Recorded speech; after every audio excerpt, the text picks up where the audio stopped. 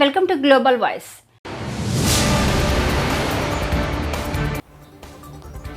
అనంతపురం నగరంలో police training కాలేజీలో సోమవారం ఉదయం కార్గిల్ విజయ్ దివాస్ రజత్ జయంతి మహోత్సవ్.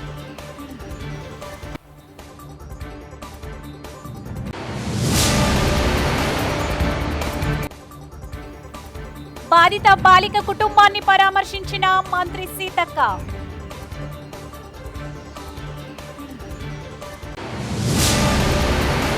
అనంతపురం నగరంలోని పోలీస్ ట్రైనింగ్ కాలేజీలో సోమవారం ఉదయం కార్గిల్ విజయ్ దివాస్ రజత్ జయంతి మహోత్సవ్ 2024 సందర్భంగా ఇండియన్ ఆర్మీ అధికారులు చేపట్టిన పాన్ ఇండియా మోటార్ సైకిల్ దక్షిణ ప్రాంత D5 మోటార్ సైకిల్ యాత్రను జిల్లా కలెక్టర్ వినోద్ కుమార్ జెండా ఊపి ప్రారంభించారు. ఈ సందర్భంగా ముఖ్య అతిథిగా పాల్గొన్న జిల్లా కలెక్టర్ డాక్టర్ వినోద్ కుమార్ కు Kargil Vijay Diwas motor cycle cap మెమంటోను ఆర్మీ అధికారులు lieutenant colonel Manoj Kumar Nayak, captain Adarsh జన్మేదాలు అందించి కలెక్టర్ను గౌరవ పూర్వకంగా సన్మానించారు.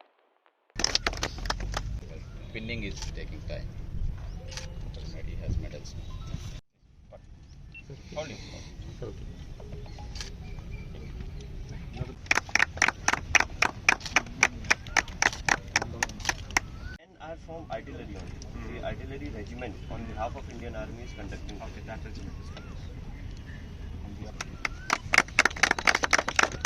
From Kerala. Sure. Yes, sir. I'm from Kerala.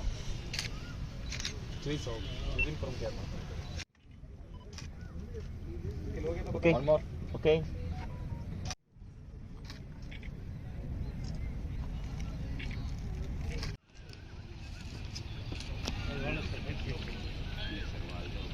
मातरम वंदे मातरम मातरम मातरम वंदे मातरम मातरम मातरम वंदे मातरम भारत माता की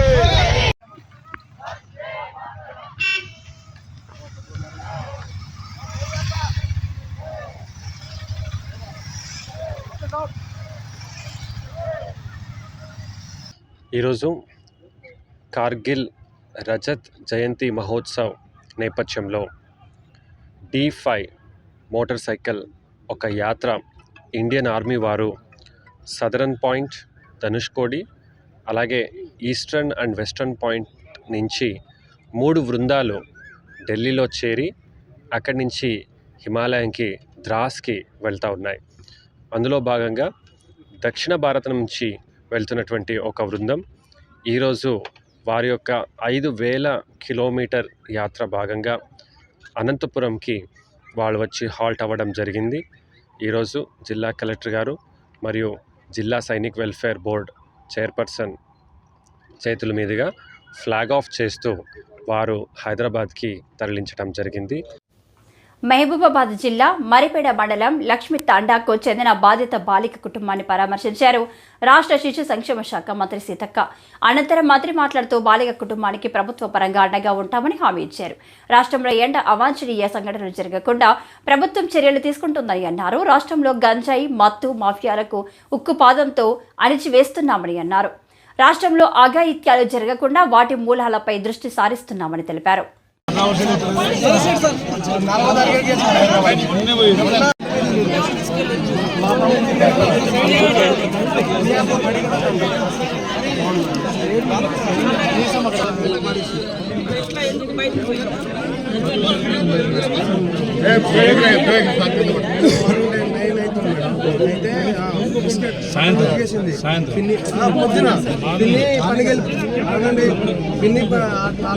ఆల్మోస్ట్ పనికి వెళ్ళిపోయింది అపార్ట్మెంట్ లో కూలి పనికి. బాబాయ్ 11 తర్వాత డ్యూటీకి వెళ్తాడు వేరే ప్రైవేట్ గా. అయితే చెల్లి ఏంటంటే బిస్కెట్ కోసం అని షాప్ పోయింది మేడం. ఆ షాప్ పోయిన మనిషి 10 నిమిషాల తర్వాత మా కోడలు ఉంటుంది ఇంకో మా తమ్ముడు భార్య, ఆమె చూసేసరికి లేకపోతే మామయ్య పాప లేదని చెప్పేసి పోయారు.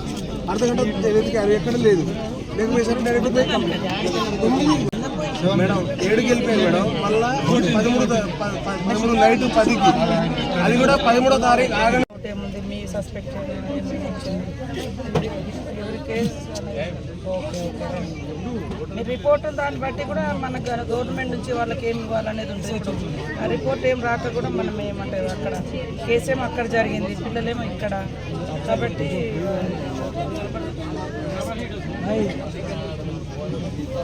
అవునవును.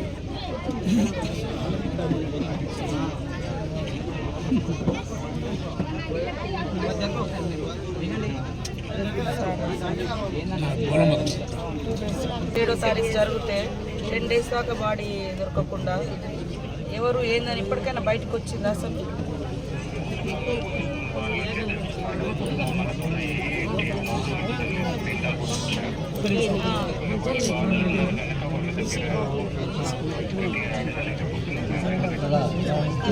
ఇంకేమన్నా పర్సనల్గా డౌట్ ఉంటే మరి మనం ఎందుకంటే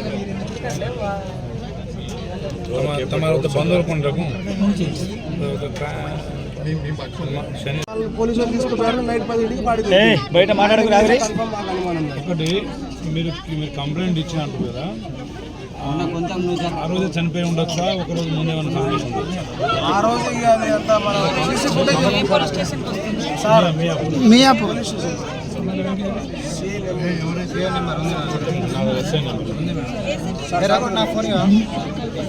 అర్థమవుతలేదు. సీసీ కెమెరా కూడా ఫుటేజ్ కూడా లేవట, ఎవరు తీసుకెళ్ళారని చూడడానికి. వాళ్ళు అంటే మర్డర్ జరిగింది ఆ రోజా 2 రోజుల ముందా జరిగింది చూడాలి. వైఎస్ఆర్ కాంగ్రెస్ పార్టీ 5 ఏళ్ల అధికారంలో కల్తీ మద్యం ఏరులై పారింది. ఏలూరు జిల్లా చింతలపూడి తెలుగుదేశం పార్టీ ఎమ్మెల్యే సొంగ రోషన్ కుమార్ ఆరోపించారు. సోమవారం జంగారెడ్డిగూడెం మండలం మధ్య ఆంజనేయ స్వామిని ఎమ్మెల్యే సొంగ రోషన్ కుమార్ దర్శించుకున్నారు. చక్రదేవరపల్లెలో ఎన్టీఆర్ విగ్రహానికి పూలమాలలు వేసి నివాళులర్పించి ద్విచక్ర వాహనాల ర్యాలీలో పాల్గొన్నారు. చక్రదేవరపల్లెలో ఎన్టీఆర్ విగ్రహానికి పూలమాలలు వేసి నివాళులర్పించి ద్విచక్ర వాహనాల ర్యాలీలో పాల్గొన్నారు. ఈ సందర్భంగా ఎమ్మెల్యే రోషన్ కుమార్ మాట్లాడుతూ జంగారెడ్డి మండలంలో కల్తీ మద్యం తాగి 27 మంది అనారోగ్యంతో చనిపోయారని తెలిపారు. అందరి సహకారంతో జంగారెడ్డిగూడెం మండలంను అభివృద్ధి చేస్తామని హామీ ఇచ్చారు. ప్రజలు సంక్షేమమే కాకుండా అభివృద్ధి కూడా కోరుకుంటున్నారని, ఎన్డీఏ కూటమికి ప్రజలిచ్చిన మెజారిటీ చారిత్రాత్మకమైనదని పేర్కొన్నారు. తన పేరు చెప్పి ఎవరైనా ఉద్యోగాలు ఇప్పిస్తా, ఏదైనా పనులు చేయిస్తా అంటే మాత్రం ఎవరూ నమ్మవద్దని సూచించారు. అలాంటివి మీకు ఎదురైతే నేరుగా తనను కలవాలని ఎమ్మెల్యే రోషన్ కుమార్ నియోజకవర్గ ప్రజలకు విజ్ఞప్తి చేశారు. ఇది ఒక చరిత్ర, ఇది ఇంకా నా భూతో నా భవిష్యత్తు అనే విధంగా ప్రజలు తీర్పడం జరిగింది. ప్రజలు సంక్షేమం కాదు అభివృద్ధి కూడా కోరుకుంటున్నారని చెప్పి తెలుగుదేశం, జనసేన, బీజేపీ ఉమ్మడి ప్రభుత్వానికి వారు విజయం అందించారు. మరి ఒక విజన్ ఉన్న నాయకుడు నారా చంద్రబాబు నాయుడు గారి వల్లనే ఆంధ్రప్రదేశ్ స్వర్ణాంధ్రప్రదేశ్గా మారుతుందనే నమ్మకం, విశ్వాసంతో ఈరోజు ఆంధ్ర రాష్ట్రం ప్రజలు మరి భారీ మెజారిటీతోటి ఎన్డీఏ కూటమి గెలిపించారు. నా మీద ఏదైతే నమ్మకం పెట్టి చింతలపూడి నియోజక ప్రజలు, నాయకులు, కార్యకర్తలు కష్టపడి గెలిపించారో వారికి నేను అన్ని విధాలుగా, అన్ని రకాలుగా అండగా, ఒక అన్నలాగా, తమ్ముడిలాగా, వాళ్ళ ఇంట్లో బిడ్డలాగా ఉంటానని మీకు మాటిస్తున్నాను మీడియా ముఖం ద్వారా. ప్రధానంగా ఎటువంటి అజెండాతో చంద్రపూడి నియోజకవర్గం ముందుకు వెళ్ళాలనుకుంటున్నారు? ఇప్పుడు రేపు వచ్చేసి మనము చూస్తే సీఎం గారు పోలవరం రావడం జరుగుతూ ఉంది. రాబోయే 100 రోజుల్లో చింతలపూడి నియోజకవర్గ సంబంధించి మాకంటూ ప్రణాళిక ఉంది. అసెంబ్లీ సమావేశాలు అయిన తర్వాత, నేను అఫీషియల్గా ఓట్ తీసుకున్న తర్వాత 100 రోజుల్లో మేము ఏం చేస్తామని కూడా మీకు చెప్తాము. బట్ మీకు మళ్ళీ చెప్తున్నాను, మేము 100 రోజుల్లో ఏం చేయాలో ఆ ప్రణాళిక సిద్ధం చేసుకున్నాము. ఒక్కసారి నేను ప్రమాణ స్వీకారం చేసిన తర్వాత 100 రోజుల్లో మేము ఏం చేయబోతాము, అలాగే నాయకుల్ని, కార్యకర్తల్ని ఈ యొక్క అభివృద్ధిలో ఎలాగా మేము వాళ్ళని దీంట్లో పార్ట్నర్స్గా చేసి చింతలపూడి నియోజకవర్గాన్ని ఎలాగ అభివృద్ధి చేస్తామో. రాష్ట్ర ప్రభుత్వం ప్రతిష్టాత్మకంగా అమలు చేస్తున్న సంక్షేమ పథకాలను అర్హులందరికీ అందజేస్తామని ఎమ్మెల్యే డాక్టర్ మురళీ నాయక్ అన్నారు. మహబూబాబాద్ జిల్లా కేంద్రంలోని ఎమ్మెల్యే క్యాంపు కార్యాలయంలో లబ్ధిదారులకు కళ్యాణ లక్ష్మి, షాదీ ముబారక్ చెక్కులను ఆయన పంపిణీ చేశారు.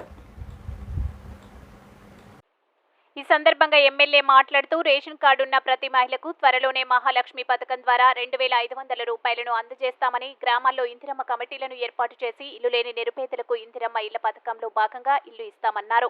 ఈ కార్యక్రమంలో మున్సిపల్ వార్డు కౌన్సిలర్లు, కాంగ్రెస్ పార్టీ శ్రేణులు తదితరులు పాల్గొన్నారు.